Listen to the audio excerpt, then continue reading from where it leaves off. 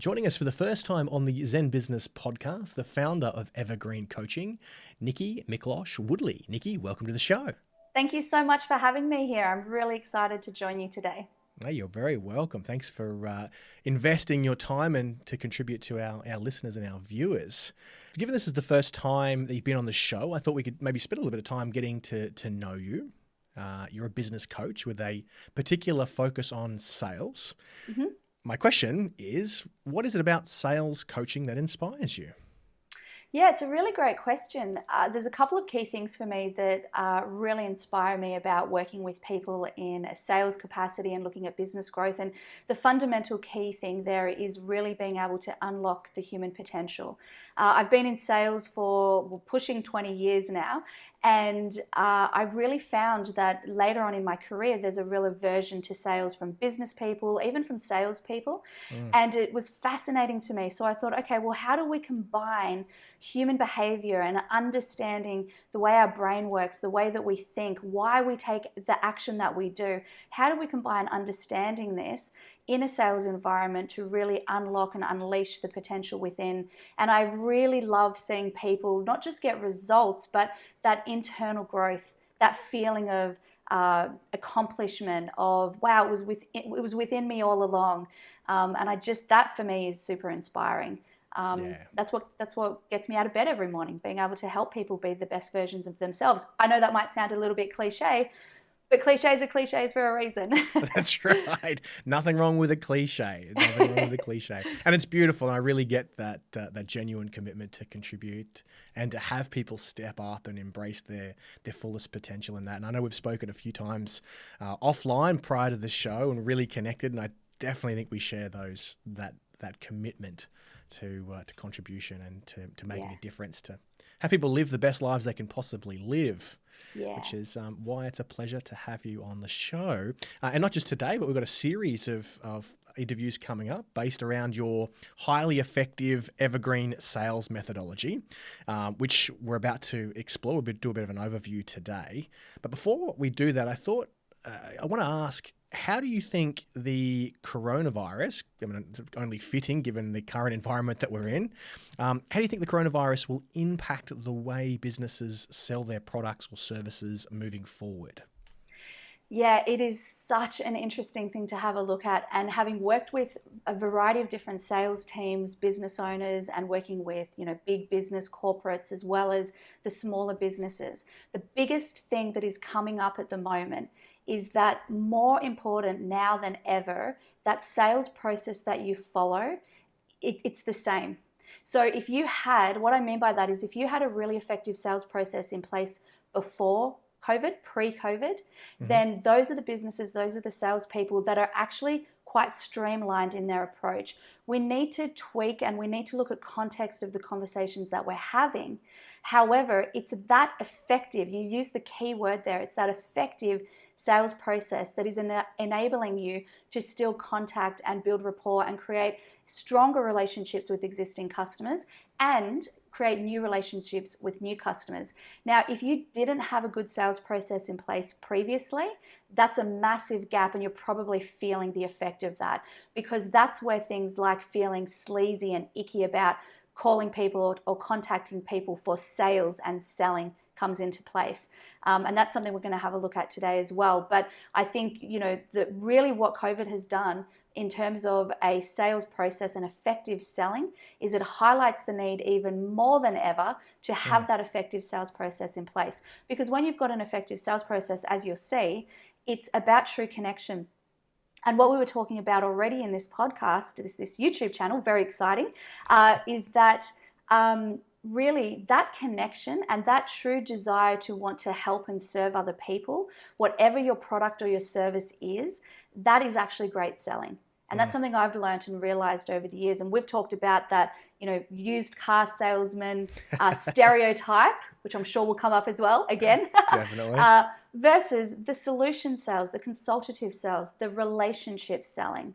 So it really doesn't change too much from a selling point of view. The number one question I'm asking my clients and business owners and salespeople to ask themselves daily, at least weekly, is what is the new problem that we're helping to solve? And if you're clear on that, and that's the, dare I say, the P word, the pivot from a sales point of view, if you're clear on that if you're pivoting on what is the new problem that I'm helping to solve, and then you align that with a really effective sales process, you will get through this. And again, it's becoming cliche, but for a reason. We want you not only to survive, we want you to thrive, whether it's immediate revenue results and sales opportunities right now, or it's building those relationships. So when the time comes, it's a no-brainer that your prospects, your potential clients come to you. Yeah, brilliant. And what you've highlighted there is a really great point about what COVID's done, which is, it's really shone a light on the missing systems or inefficiencies of a business, especially when it comes to the sales process. And the analogy that I like to use is a cracked water pipe. When there's a crack in a pipe, it may not be an issue if there's no water pressure, but the minute the pressure's applied, it's either going to start leaking or explode. And the environment that we've definitely experienced over the last couple of months for most small to medium-sized companies, or any size companies really, has been an increased level of pressure.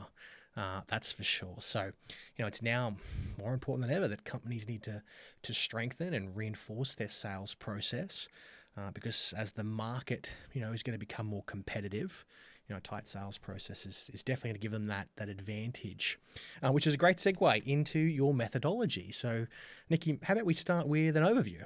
Yeah, absolutely. So the Evergreen Sales Methodology was really created to be able to look at the entire process before you even have a conversation with a client, as well as then moving through understanding the 3 phases of the buyer's journey, which we'll talk about today. And then there's 6 different milestones or key areas that you really need to understand and be across in order to move the client through, or the prospect through, the sales conversation to onboarding them, signing them up, getting a yes. And it's interesting because one of the first aspects I mentioned that it's all about what is going on internally and culturally in the business before the conversation even happens with the client. And even terminology like closing the client, closing the sale, onboarding the client, that will resonate. That will push different people's buttons, and some of those terms will resonate. Closing the sale. Some people are really, oh, no, it's not about closing the sale. It's about onboarding a client or getting the client to say yes. The words are just different ways of describing the exact same thing. And when I bring it forward to what's happening internally and culturally before we're even having a conversation with a client, it's the same thing. We always start with talking about the mindset of sales. Yeah, very good. It's a great example of how our words create our world. And so the language that we use in the organization informs how we behave, and in turn, the results that we produce, and it really impacts the culture and in turn the customer experience. And so, I love that. And I love that you start within and start with mindset, and then, look externally to process. That's awesome. So, there's 6 stages in your methodology. Let's walk through those. Yeah. So again, we start with the mindset of sales. Then we have to go through and understand that our clients, so from a lead point of view, our prospects and existing clients, they start with either being cold, and cold being they don't know who you are, they don't know your brand. Perhaps they know your brand, but they haven't spoken to the sales rep or the sales consultant personally. So there's an element of cold to cool, which means that they will be resistant. So the part of the buyer's journey is that they are resistant to you reaching out to them. And of course they are. You would be too. It's like a complete stranger coming up and asking you to marry them or get into bed with them, or it's like, hold on a second, unless you're on maths, married at first sight, usually that's like not really the thing that people do. Buy me a drink to start with at least. least. Please, at least just say hello, come on. So that's what we have to remember. We have to remember when you're doing strategies and sales strategies and lead gen and marketing, you can't expect that a client is going to say yes straight away when they're a cool or a cold prospect. They're resistant. Of course they are. You are too when you're in that situation, for the most part. Nicky, do you think the environment has increased the resistance there, that fear factor in regards to people being sold to, things are a bit tighter, things have been a bit scary, there's a lot more fear in the media. Do you think that resistance is going to increase, or has increased since COVID began? Yeah, I definitely think in a lot of ways it has. And also, security is a very real thing that we need to think about. We've moved to a very digital online platform because all of the connection and the meetings and everything we're doing, the work from home, is online, which has meant that there's been an increase in security breaches, hacking, all those sorts of things. So even some of our traditional or non-traditional, but the ways that we encourage people to reach out to prospects when they're a bit cooler. For example, doing a Loom video, which is a little video you can hyperlink and create a cool thumbnail, animated thumbnail. You know what Loom is? Yeah. Yeah, absolutely. These cool little things that you can do to help warm up a prospect. Sometimes because there's greater security, it's not actually getting through to emails. And look, we don't, definitely part of the methodology is not to rely on emails. It's getting creative about finding ways to warm up that lead. I think there's definitely greater challenges in some instances around that. But the flip side of that, the opportunity is once a prospect or a client is warming up, and so we're moving through to cool to warm and then eventually to hot. But if there's some element of warm, and I'll talk about how you can warm up a brand new conversation. If there's some element of warm, what I'm finding is that a lot of people are open to having a conversation on the phone because it's another form of connection. So I'm actually getting a lot of feedback from the sales people leaders that I'm working with that are saying, actually, people are really open to talking to me about what's going on because from a human behavior, from a core need perspective, we need that connection, and therefore this is another way of providing that. So I do think there are some additional challenges which all we need to do is look at what is the resistance and how can I move through that. But there's also on the flip side opportunity, and we have to remember that through these times is that there's always a silver lining or an opportunity. Yes, totally agree. And what I've been sharing with my clients is that there's an absolute abundance of opportunities in a market like this for those who are willing and open to, explore them and look for those opportunities. Yeah. So, Nicky, you've got curiosity and uncover the need in the first phase of the methodology, which is the awareness phase, and you've kindly agreed to come back and walk through each of the stages in more depth. So again, if you haven't subscribed to the YouTube channel or whatever platform you're listening to this on, make sure you do that so you don't miss out on a deeper explanation of each of the 6 stages of this methodology. But for now, Nicky, can you give a high-level explanation of what you mean by curiosity in this context? Yeah, absolutely. So everything starts with curiosity. And I mentioned earlier that we need to find ways to warm up our cold contact. And that's where curiosity comes into play because as a consumer, as a buyer, we will not buy anything if we're not first curious. We have to be open and we have to be curious to find out more. And one of the big pitfalls that I see salespeople fall into is on that first call or that first touch point, they're wanting to go in with the sell for everything. And that's what turns us off because that's what turns into pushy, icky, sleazy selling. Yeah, Whereas, totally. yeah, if we think about what would this person be curious about, what would hook them in to get them thinking, yeah, I want to know more. Why would they want to hear from you? And make it relevant. Find a reason through looking at their socials and website. Find a reason that they would say, yes, I want to stay on the phone and have this conversation. I want to have that meeting. So that's high level curiosity. Awesome. And then it moves into uncovering the need, which is, again, part of that first phase, which is the awareness phase. Yeah, and uncovering need, this is where you spend most of your time. So uncovering need is all about effective questioning. Effective questioning is the backbone of an effective sales conversation. You can pitch till the cows come home, all sorts of different product services, but if you don't know if it's relevant to that person, that buyer's needs, you are not going to get as many sales conversions and the relationship will be broken because you won't build that rapport. So uncover need is a massive piece. I think top tip if you're listening, watching this at the moment, is think, what questions am I asking? Am I rushing in to provide a solution? Or am I taking the time to ask a couple of questions to really uncover that need? Yeah, and if in doubt, ask another one. I agree. Yeah, I agree. absolutely. And remember to ask a question from the information that they've given you. Totally, rather than a scripted, prefabbed question that, Yeah. because it's on the script. Yeah. I like to look at it as though, think of, what's 3 outcomes? What's 3 bits of information that I need to get from the client? That's the script. What questions then do I need to ask to get that information? Yeah, perfect. Yeah. Perfect. So that moves into a warm prospect. So we've got a little bit more openness here. And the next step, or stage 3 in this methodology, is urgency. Yes. Now this is one of my favorites, and it's often the overlooked because essentially, if we don't have a sense of urgency as human beings, if we don't have a sense of urgency or motivation to take action, we won't. And there's a wonderful term called proposal chaser. Shout out to MC Carter, Michael Carter, Practice Paradox, who shared this with me. And a proposal chaser is when, tell me if you've experienced this. You have a great conversation with somebody. They're like, yes, it all sounds great. And then the old email me information, which again, that's a conversation for another time. Please don't just email the solution. Have a conversation around the solution. But then they fall off the face of the earth. They're not answering their calls, emails.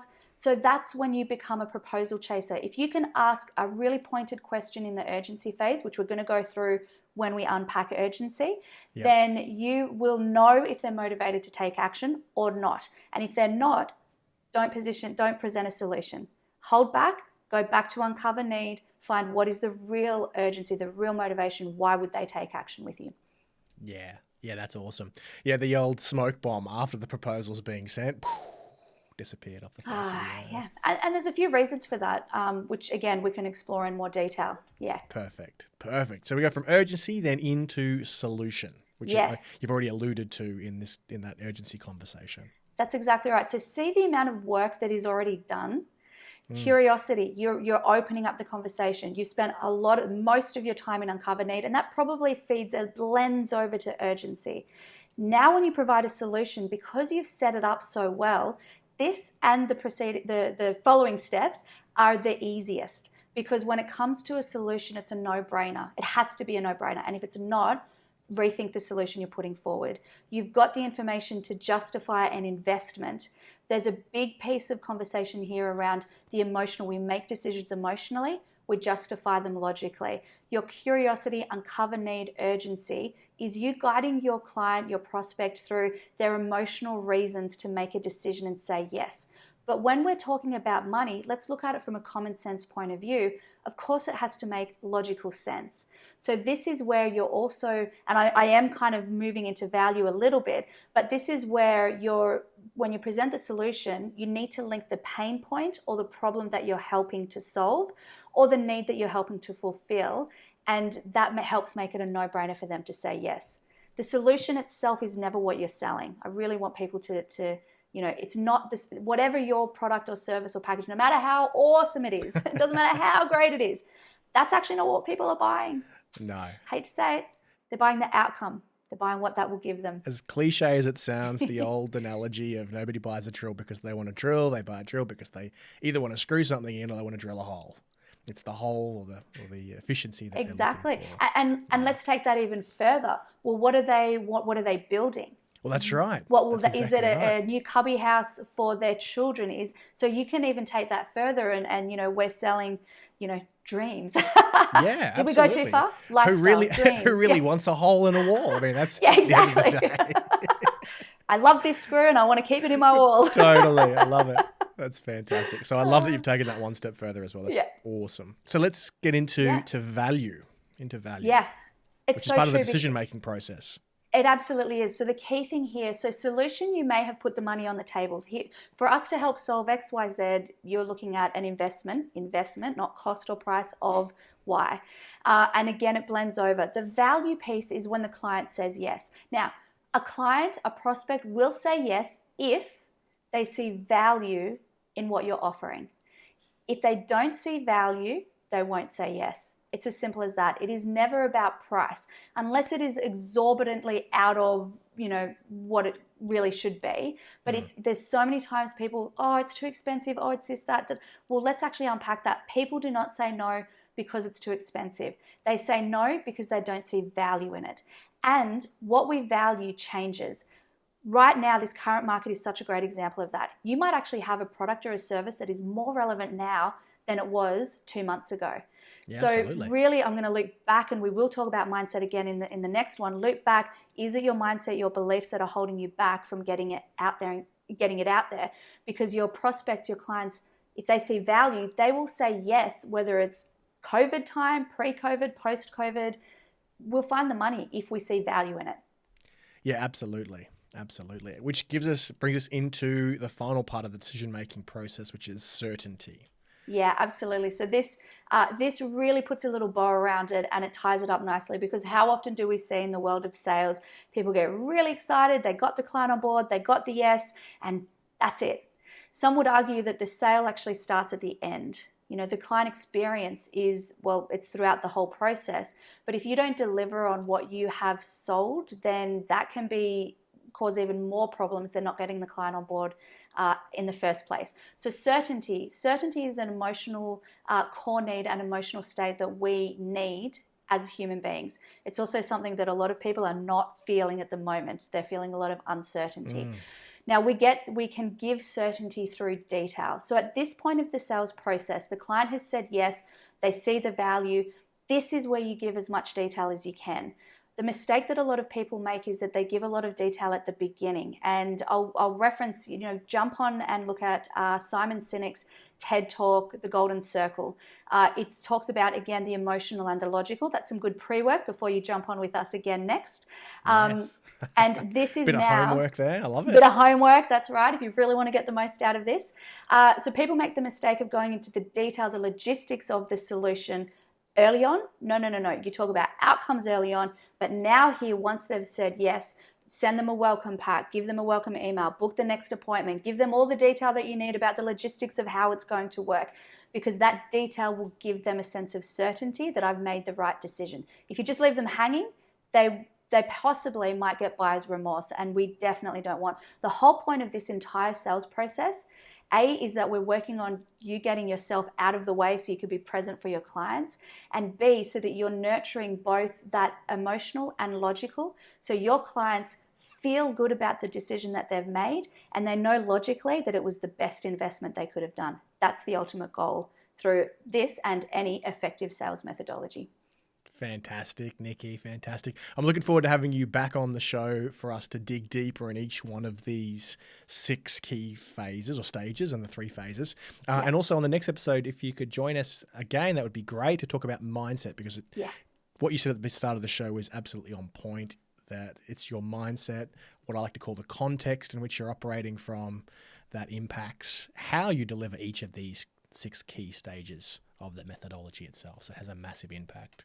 Yeah. I love it. Thank you so much. How can people connect with you if they choose to do so? Yeah, great. I'd love to hear from you. So you can find me on my website, evergreencoaching.com.au, but come and join me on the socials. I'm on LinkedIn. Great pronunciation of my name there. Thank you, Simon. You're welcome. Nicky Miklos-Woodley, LinkedIn, Instagram, Facebook. Please send me a message, nicky@evergreencoaching.com.au. As you can tell, I absolutely love this stuff. I love these conversations, and I'm so here to help in any way that I can. Fantastic, Nicky. And I'll have all the links in the bio and the description below the video, or whatever platform you're listening to this on as a podcast. Nicky, once again, thanks for being on the show.